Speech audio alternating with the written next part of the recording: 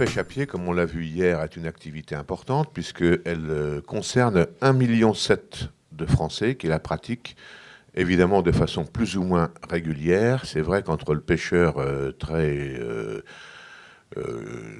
je dirais, occasionnel et puis les pêcheurs qui font, les mordus qui font toutes les marées, bon, il y a effectivement toute une différence de connaissance d'abord du milieu, de comportement, etc. Bon, il y aurait beaucoup à dire.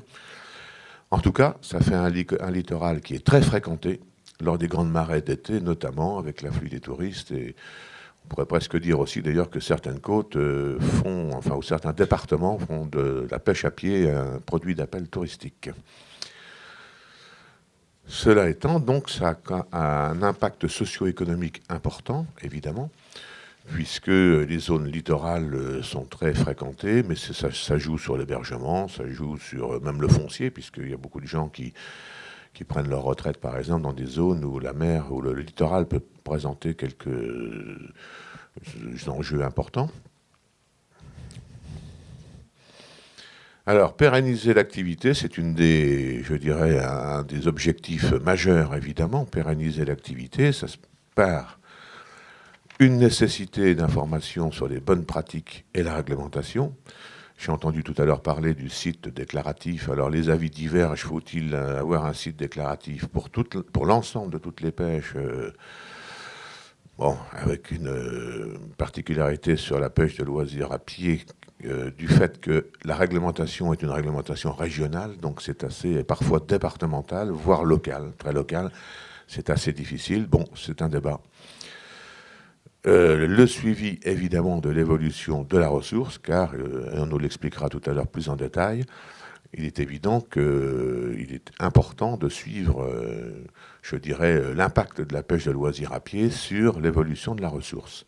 Ces deux points, d'ailleurs, figurent dans le projet Life Plus qui nous sera présenté tout à l'heure, enfin qui nous sera résumé tout à l'heure, en particulier les actions B3 et B6.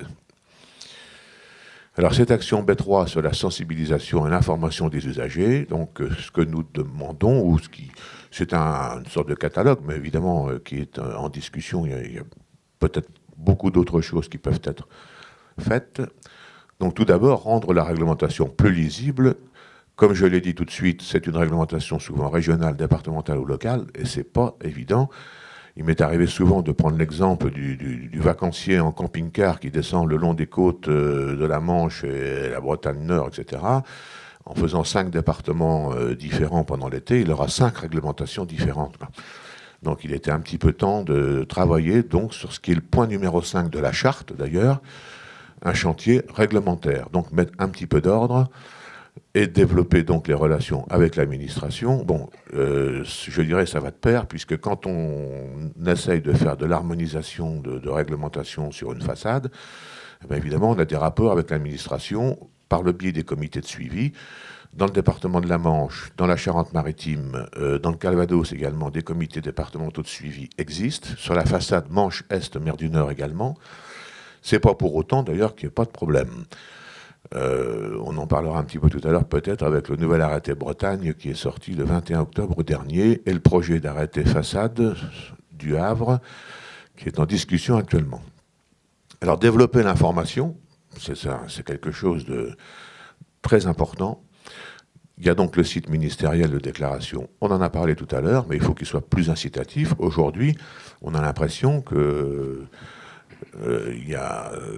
c'est pas vraiment pris en compte. On ne sent pas la volonté de mettre quelque chose en place qui soit vraiment pédagogique et incitatif. Et puis, je citerai l'exemple de l'an dernier. Je ne sais pas si monsieur la DPMA est ici encore. Oui. L'an dernier, quand même, ça a été mis en ligne en juillet 2012. Nous avions signalé immédiatement au ministère des erreurs sur les tailles, enfin des confusions etc., sur les zones sanitaires, par exemple, classement sanitaire. Bon, il a fallu attendre 6 mois pour que la chose soit corrigée, quoi. Alors là, on se pose des questions quand même. Nous travaillerons, mais nous avons déjà, depuis de nombreuses années, travaillé sur des documents de sensibilisation, guides pratiques, flyers d'hiver, triptyques, pêche à pied, etc. La mise en place de panneaux d'information qui revient comme un serpent de mer dans certaines régions, parce que c'est très difficile à mettre en œuvre s'il n'y a pas une volonté locale d'une commune ou d'une intercommunalité de le faire, c'est très difficile de mettre ça en place. Donc les actions de sensibilisation sur le terrain, en liaison avec les offices de tourisme souvent, mais également nos associations, évidemment. Les médias, bon, avec lesquels on travaille, enfin nous, sur la façade Manche-Mer du Nord, on arrive à peu près bien à travailler avec les médias, mais c'est pas toujours facile, parce qu'il y a souvent des erreurs, etc. Bon. Et puis, bon, un projet moi, que j'avais lancé, mais à plus long terme, peut-être des maisons de la pêche maritime, de loisirs, j'avais dû rajouter de loisirs d'ailleurs sur le... tout le long du littoral, dont la mission pourrait être d'informer les gens qui viennent en vacances notamment. Bon, faut voir avec les offices du tourisme, il y en a... C'est quelque chose, en tout cas, à discuter. L'action B6, donc sur le suivi d'évolution, je passe la parole à Philippe Garnier, qui est donc co-responsable de la commission Projet Life. Bien. La FNPPSF a donc été retenue comme partenaire et bénéficiaire associé auprès du programme Life Plus, programme européen, dont l'objectif est la connaissance, l'étude de la pêche à pied, activité pour laquelle les connaissances sont à l'heure actuelle encore réduites. Et c'est bien autour de la connaissance que le problème se situe, connaissance pour comprendre. En effet, pour la pêche à pied, très souvent, on fonctionne avec des paroles classiques, toujours répétées. La pêche à pied épuise les gisements, ravage les côtes, et c'est souvent soutenu par des images très largement diffusées, très largement utilisées, images de groupes de pêcheurs à pied sur l'estran, notamment au moment des pics de fréquentation lors des grandes marées estivales. Or, on connaît assez mal l'impact de cette pêche à pied de loisirs sur la ressource. Et effectivement, c'est la relation entre prélèvement et capacité de la ressource qui est la donnée intéressante. Donc, la FNPPSF souhaite se doter d'un outil simple, fiable, reproductible, permettant de suivre des gisements de coquillages. Et le coquillage qui va servir à lancer le projet, c'est la palourde, parce qu'on la trouve partout, elle est très pêchée. C'est un coquillage relativement emblématique. Et le protocole qui va être lancé, expérimenté, doit être suffisamment simple pour être diffusé auprès des bénévoles, qu'ils puissent l'utiliser avec une bonne fiabilité dans la reproductibilité pour que les manipulations soient comparables entre elles. Et le volume, le protocole est pensé pour que les opérations ne soient pas trop lourdes, parce qu'effectivement, ce seront des bénévoles, et avec un volume de sédiments raisonnable, prélevé, tamisé, lavé. Les coquillages seront à ce moment-là comptés, mesurés, et il est prévu de pouvoir les remettre en place après le comptage, pour que le prélèvement puisse être pratiqué tant en milieu pêché qu'en milieu éventuellement réservé. Donc on aura là une dimension de comparaison possible avec des substrats différents. Donc, lieux intensivement pêchés, d'autres, au contraire, laissés à un état plus naturel. Ces coquillages seront donc mesurés, mais en même temps, leur âge sera évalué, parce que la vitesse de croissance de ces coquillages est une donnée essentielle. En effet, on connaît très bien des gisements qui poussent bien, qui poussent vite. D'autres, à l'inverse, on parle de palourdes boudeuses, où un coquillage de 5 ou 6 ans atteint difficilement les 35 mm, puis meurt. Notre intérêt est de savoir ce qui se passe, quel est l'impact de la pêche de loisirs sur le développement de ces coquillages. Et dans les fiches de recensement, nombre de renseignements, toute la collecte de renseignements périphériques sera faite, conditions de sédimentation, froid, etc. Ces mesures seront faites 3 fois par an, une fin mars, l'autre fin juin et la dernière fin septembre, début octobre. Il s'agit de faire un état avant la saison de pêche, avant le pic estival et un bilan de fin d'année. Et le dernier point qui est intéressant, c'est que ces mesures seront conduites dans la durée. C'est tout l'intérêt du programme LIFE, puisque nous avons là 3 ans devant nous, avec des financements sur 3 ans, des moyens et un suivi. La première année servira à caler le protocole et à faire des tests grandeur nature. Les années 2 et 3 seront des années de généralisation où sur 6 sites, les retenus d'ailleurs, déjà connus, tout au moins la région, sur 6 sites, des mesures seront faites au long de l'année par des équipes de bénévoles.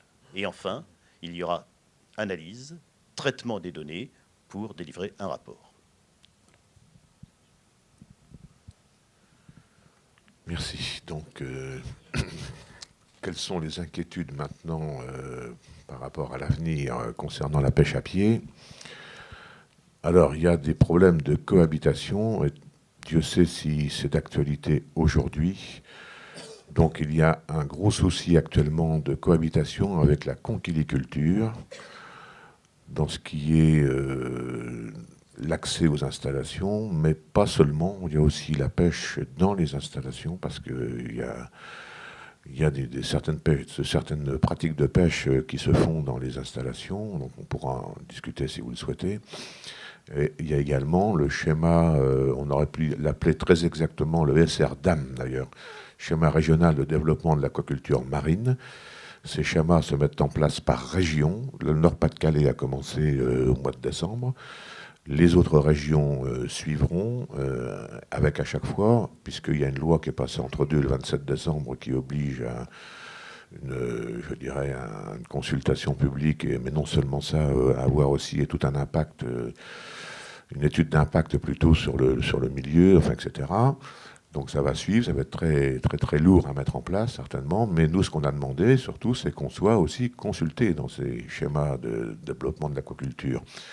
Parce que, et on en arrive au contentieux qu'on a aujourd'hui, dans les années 60, bien avant dans d'autres régions, mais dans certaines autres régions, dans les années 60, après les grands froids de l'hiver 62-63, qui avaient vraiment décimé la ressource dans la petite bande côtière, sur l'estran, dirons-nous, aussi, eh bien, des pêcheurs se sont mis donc à faire de la mytiliculture, donc l'élevage de moules, puis après de l'élevage d'huîtres. On a augmenté d'année en année les surfaces, et puis on ne s'est pas préoccupé de savoir s'il y avait d'autres usagers qui étaient concernés par cette surface, en l'occurrence les pêcheurs à pied professionnels également d'ailleurs, et de loisirs. Et aujourd'hui, on arrive dans des régions à des conflits parce que il y a des véritables barrages sur plusieurs kilomètres de long et de large, et qui font que si demain on interdisait l'accès ou la circulation dans les installations conchilicoles, eh bien la pêche à pied s'arrêterait tout simplement. Donc là, il va falloir qu'on ait une concertation avec la profession. Il y a vraiment quelque chose à... Alors évidemment, on sait qu'il y a des prélèvements illicites. Bon, ça c'est le problème. Les conchiliculteurs et nous, pêcheurs de loisirs, avons le même souci, avons les mêmes ennemis, entre guillemets, c'est-à-dire les gens qui prélèvent illégalement dans les concessions, qui d'ailleurs, au passage, signalons qu'ils sont parfois professionnels. Ce sont ces gens-là qui, en fait, nuisent à tout le monde. Et est-ce qu'on doit interdire, parce qu'il y a 4-3% de gens est-ce qu'on doit interdire l'ensemble de la surface à tout le monde? Est-ce qu'on va interdire l'avenue là devant à la circulation parce qu'il y en a 3 qui ont brûlé le feu rouge hier soir? Voilà, c'est une question de fond. Aujourd'hui, la question de fond posée, c'est comment s'applique, car on est sur un domaine public maritime, donc public, comment s'applique aujourd'hui le droit vis-à-vis donc des concessions privées qui sont un petit peu en opposition avec le terme public. Il y a des choses à éclaircir vraiment, parce qu'il y a un décret qui existe, Culture Marine de 83, mais qui n'est pas très explicite, à vrai dire, sur le sujet. Bon. Alors, cohabitation avec la pêche à pied professionnelle, rien de particulier à signaler, si ce n'est que on a parlé tout à l'heure du décret, de l'article 2 du décret de 90-618, là, du 11 juillet 90, qui dit qu'on doit être aux mêmes règles que la pêche professionnelle. Ben, c'est un petit peu ce qu'on demande aussi en pêche à pied, qu'on ne soit pas forcément aligné sur la pêche professionnelle, mais inversement, il ne faudrait pas non plus qu'eux disposent d'outils qui seraient assez destructeurs sur l'estran que nous, on nous interdirait d'utiliser, ou peut-être qu'il faut trouver entre les deux, il y a un terrain d'entente à avoir. Enfin bon, on ne pourrait pas accepter que certaines zones ou certains engins soient interdits, alors que à côté, la pêche à pied professionnelle utiliserait donc ces engins interdits à la pêche de loisirs. Alors tout à l'heure aussi, il y a eu la bande côtière qui a été en question, la protection de la bande côtière.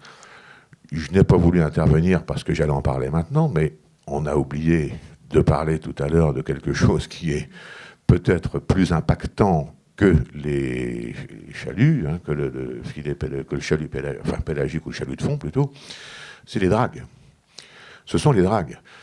Donc actuellement, évidemment, il y a une pêche à la drague importante, à la coquille Saint-Jacques. C'est une drague qui ne s'enfonce pas trop dans le sable, la drague à coquille, mais il y a la drague à praire aussi. La drague à praire qui, elle, doit s'enfoncer dans le sable. Alors je ne sais pas si on peut aller pêcher la praire en plongée sous-marine. La coquille, ça commence à se faire, c'est vrai. Mais il y a aussi des dragues pour la coque, il y a des dragues pour la palourde, ça existe dans certains endroits. À propos du filet, d'ailleurs, il n'a pas été dit tout à l'heure, il n'a pas été parlé du chalut à bouquet ou du petit chalut à crevettes, utilisé par exemple du côté d'Honfleur. Donc il y a beaucoup de sujets d'engins qui interviennent sur cet espace protégé, cet espace fragile, pardon. En tout cas, au niveau des dragues, nous, ce qu'on demande au moins, c'est qu'il n'y ait pas de drague au-dessus du zéro des cartes, au-dessus du zéro des cartes. Il n'est quand même pas normal que, de temps en temps, on traverse un herbier de zoster qui, soit dit en passant, est une espèce listée dans la directive Natura 2000 Habitat, hein, et que l'on voit des traces de drague dans les herbiers, quoi. Bon, il y a un problème là. Autre sujet très préoccupant, qualité des eaux littorales. Alors, les pollutions sont d'origine multiple, bon, on ne va pas toutes les passer en revue, vous les imaginez. Enfin, la principale, c'est les dysfonctionnements de stations d'épuration et aussi l'assainissement individuel des maisons en bordure. Toutes les maisons ne sont pas encore raccordées, il y a un réseau d'assainissement. Et puis il y a les eaux pluviales. Voilà, c'est les deux. Le pluvial qui emporte tout sur son passage, et donc qui fait que sur la côte, on commence à avoir, enfin on continue, mais ce qui est étonnant, c'est que les eaux se dégradent du point de vue de la réglementation européenne qui a été durcie, et il ne se passe pas une semaine sans qu'on ait ici ou là une alerte numéro 1, parce qu'on a dépassé les 4600 Escherichia coli par 100 grammes de chair de coquillage. Alerte numéro 1, on refait une deuxième analyse derrière, alerte numéro 2. Bon, tout ça, ça a une conséquence importante, c'est que, vous savez qu'en pêche à pied, concernant les coquillages, filtreurs. Et en conchyliculture, si on a une eau de qualité A, il n'y a aucun problème, mais quand on commence à avoir de la B, pour la pêche de loisirs, on peut continuer à pêcher, mais avec certaines précautions. Par contre, les professionnels sont tenus de faire passer leurs coquillages dans des bassins de décantation, d'épuration. Et on s'aperçoit aujourd'hui qu'il y a de plus en plus de zones qui sont classées B. Et là, je le dis pour la conchyliculture aussi, ça va finir d'ici quelques années. Si ça continue comme ça, il va y avoir un sacré problème. On a eu pas mal de zones de fermées, nous, pendant l'hiver et le printemps 2013. Bon. Donc il y a un vrai problème là-dessus. On a un impact évidemment important sur les coquillages filtreurs, mais il y a aussi toutes les autres pollutions, dont je ne parle pas là, mais il y a par exemple, il faut savoir que le PCB, on a parlé hier dans la commission environnement des rejets, etc. Bon, le PCB en baie de Seine atteint des niveaux qui font que la sardine, par exemple, est interdite de la pointe de Barfleur à Dieppe, que les poissons de la baie de Seine, vraiment de la baie de Seine, les poissons plats notamment, et parfois le bar, sont à la limite de la teneur autorisée en PCB. Mais il y a aussi les métaux lourds, etc. Donc les bulots, par exemple, dans certaines régions, le bulot, commencent à être impactés fortement par des métaux lourds. Ne mangez pas les gros bulots ou évitez de manger le tortillon. Bon, enfin bref. Donc tout ça sont des préoccupations majeures qui pourraient faire, si ça ne s'améliorait pas, évidemment, que la pêche à pied et la conchyliculture, ou certaines pêches, s'arrêtent. Je vais vous parler un peu plus globalement de ce projet LIFE Plus sur la pêche à pied dont certaines actions ont déjà été évoquées et décrites, sur lesquelles je ne reviendrai pas. Donc peut-être pour vous en parler un peu plus globalement. Alors c'est un projet qu'on a voulu assez ambitieux, puisqu'il a une portée nationale, en tout cas évidemment sur la façade Manche Atlantique, avec 11 sites. Quand je parle de sites, ça veut dire qu'il y a, en fait, c'est un projet qui va avoir une dimension nationale, avec un certain nombre d'actions relevant d'un pilotage national, mais aussi des actions bien sûr locales, et avec un pilotage en miroir, quelque part, au niveau local.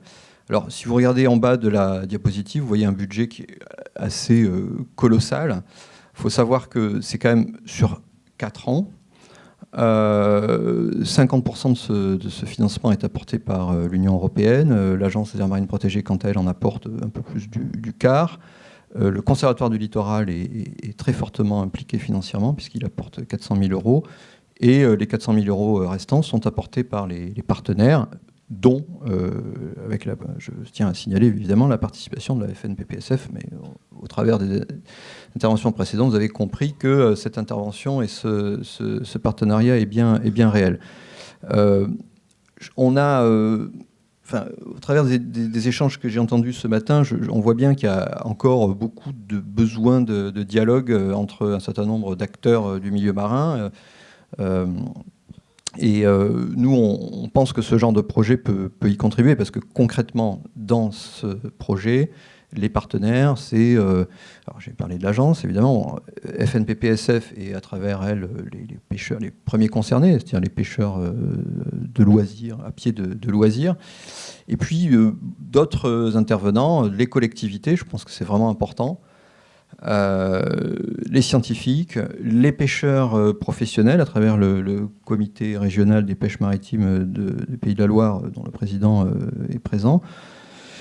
Donc c'est aussi l'idée de rassembler un certain nombre de gens autour des questions de la pêche à pied de loisirs.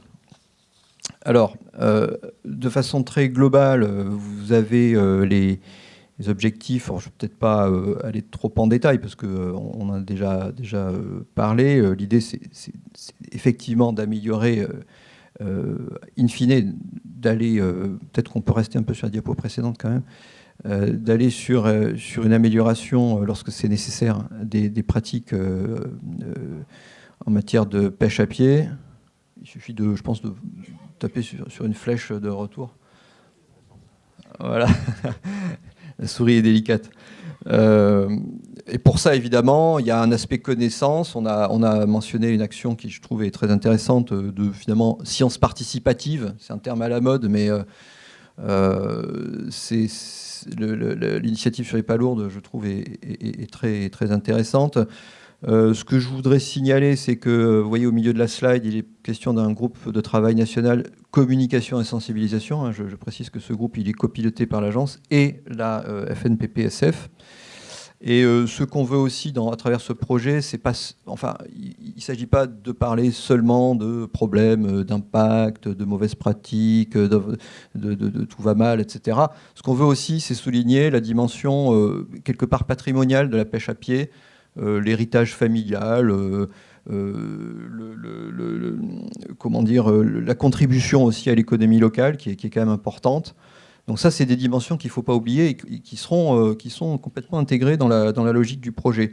Et puis aussi, c'est quelque chose qui apparaît en bas de la diapositive, c'est que finalement, la pêche à pied de loisir, tout le monde le sait, quand on amène nos enfants sur l'estran, etc., c'est un support pédagogique pour une prise de conscience environnementale, et ça, c'est aussi une dimension qui est complètement intégrée au projet. Donc là, on peut avancer, merci. Donc j'ai dit tout à l'heure 11 territoires pilotes. Alors il y a des territoires qui sont en fait très liés à l'agence parce que c'est des territoires de parcs naturels marins déjà créés ou des territoires sur lesquels il y a eu des missions d'études, de mise à l'étude pour la création de futurs parcs marins. Donc 4 sites de ce côté-là. Et puis d'autres sites où c'est en fait un ensemble de partenaires qui vont s'impliquer et assurer le pilotage local. Donc là, il y a vraiment, on va dire, un panachage. Je ne vais pas peut-être rentrer dans tous les détails pour vous dire qui pilote dans quel site, mais on peut évidemment, si vous avez des questions là-dessus, y revenir. Dans le cas des parcs marins, c'est pas un projet, comment dire, en plus ou qui serait complètement déconnecté. C'est au contraire complètement intégré dans le projet du parc marin et à travers le LIFE, ce qu'on souhaite, c'est que les actions conduites dans le LIFE contribuent au volet pêche à pied de loisirs, des plans de gestion, des futurs plans de gestion des parcs marins qui sont concernés par le projet. Et donc on aura évidemment tout un dispositif de concertation locale qui sera mis en place autour des sites pilotes du projet. Voilà.